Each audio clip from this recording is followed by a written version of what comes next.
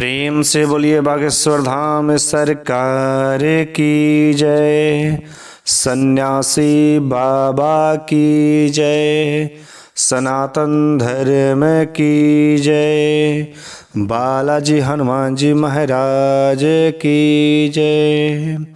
मेरी प्यारे सभी भक्तगणों, आज का जो प्रसंग है कि यदि हम भगवान पर भरोसा करते हैं, भगवान पर विश्वास करते हैं और भगवान पर आस्था रखते हैं तो हमारे बिगड़े हुए काम बन जाते हैं, आया हुआ संकट भी टल जाता है। और इस प्रसंग में एक ऐसा ही भक्त जो हनुमान जी का बहुत ही बड़ा भक्त था और उसके ऊपर आया हुआ संकट कैसे टल जाता है, हम लोग यही सुनेंगे। एक बार की बात है, एक पहाड़ी के किनारे एक छोटा सा गांव था। उस गांव में एक बहुत ही नेक दिल का आदमी रहता था जो हनुमान जी महाराज का बहुत बड़ा भक्त था। वह हनुमान जी का पूजा करता, उपासना करता, सब कुछ उनकी भक्ति में लीन रहता था। उसके साथ साथ उस जो छोटे से गांव में जो लोग थे, इसको देख देख करके वो भी लोग थोड़े से भक्ति भाव में विश्वास रखने लगे थे। लेकिन इस भक्त को अपने भगवान पर बहुत ही भरोसा था। लेकिन उस गांव में कोई मंदिर नहीं था। वह बार बार कोशिश करता, ढूंढता कहीं मंदिर मिल जाए तो हम भगवान की सेवा जो है उसी मंदिर में किया करेंगे। लेकिन उस गांव में कोई मंदिर नहीं थे। उसके पास इतने पैसे नहीं थे कि वह एक मंदिर बनवा सके, क्योंकि वह पहाड़ी के किनारे का गांव था और दूर दूर तक कोई गांव नहीं नजर आ रहे थे। शहर काफी दूर था जिससे कोई भी यहाँ पर सहायता करने नहीं आता था। लेकिन एक बार उसके सपने में आया कि इस पहाड़ी के दूसरी ओर जो दूसरी पहाड़ी है, उस पहाड़ी के किनारे एक मंदिर है, लेकिन वहां पर उसको साफ सफाई करना पड़ेगा। वहां पर कोई जाता नहीं है। वहां पर बहुत ही खतरनाक मंजर रहते हैं कि तुम वहां पर जाकर उसकी साफ सफाई करके अपनी भक्ति उपासना वहां पर शुरू कर दो। जब उसे सपने में आता है, सुबह होते ही अपने गांव के लोगों को कलेक्ट करता है और कुछ लोगों को कलेक्ट करके कहता है कि देखो, पहाड़ी के दूसरी साइड मेरे को सपने में एक हनुमान जी का मंदिर दिखा है और हम लोग चलेंगे वहां पर पता करने क्या सही बात है। वहां पर कोई नहीं जाता था। अगले दिन उन लोगों ने प्लान बनाया और जो कुछ भी खाने पीने का सामान था पूरा इकट्ठा कर लिया। अभी छोटी वाली पहाड़ी ही पार किए थे, तब तक काफी जोरदार धूप हुई थी, तेज हवाएं चल रही थी, जिसके वजह से उनका गला सूख रहा था। गला सूखने लगा।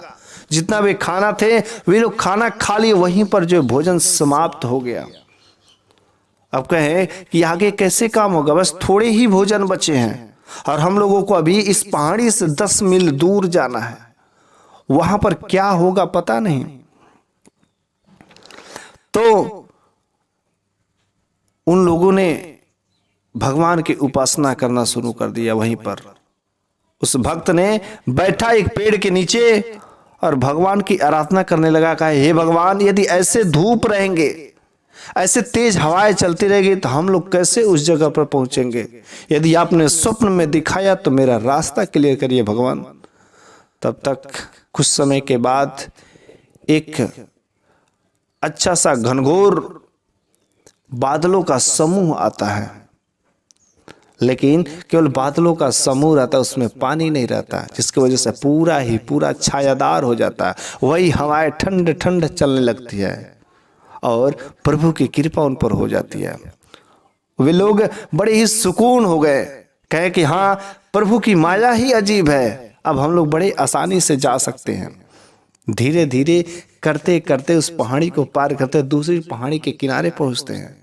तो वहां पर देखते हैं क्या, उस पहाड़ी के किनारे से कुछ दूरी पर बहुत बड़ा घासों का खड़े खड़े बहुत बड़ा घासों का मैदान है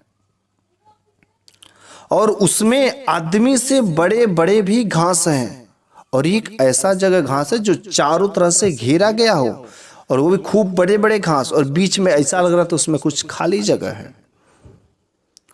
उस भगवान का परम भक्त नेक बंदे ने उस घास में जा करके देखा तो उसमें खूब मोटा सांप बैठा हुआ था, और इसी वजह से उस सांप के वजह से कोई भी नहीं जाता था। उस सांप के अंदर इतनी शक्ति थी कि वह किसी भी जानवर को, किसी भी आदमी को एक ही बार में निगल सकता था।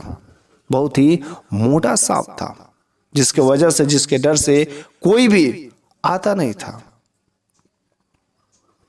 लेकिन उस भगवान के भक्त ने उस सांप से बिल्कुल ही नहीं डरा। बाकी लोग डर करके कहे कि यहां से भाग चलो, ये सांप हम लोगों पर हमला कर देगा। लेकिन उस जो भगवान का परम भक्त था, उसे विश्वास था कि यदि हम लोग नेक काम से आए हैं तो ऊपर वाले की किस्मत होगी, ऊपर वाले की करिश्मा जरूर कुछ होगी। और जैसे ही वहां पर उस नेक बंदे ने, उस भगवान के परम भक्त ने उस सांप को देखा तो उसके अंदर बिल्कुल ही डर नहीं लगा, लेकिन बाकी लोगों को डर लगा। वह सांप भी इन लोगों को देखा, लेकिन यह तो भगवान की महिमा थी, यह तो भगवान की लीला थी। जैसे ही सांप जब इन लोगों को देखा, सांप बहुत तेजी से इन लोगों को ऊपर अटैक किया, हमला किया, ताकि इन लोगों को अपना मुख का निवाला बना सके। लेकिन ऊपर वाले की किस्मत ही कुछ अजीब होती है। हमला करने से पहले ही जोरदार हवा चली और ऊपर से एक पेड़ की डाल टूट के गिर गई। जैसे ही हमला किया, उस जो पेड़ की डाल था उसके नीचे जो है वह दब गया। अब दब गया, जिससे वजह से उसकी तड़प तड़प के मृत्यु हो गई।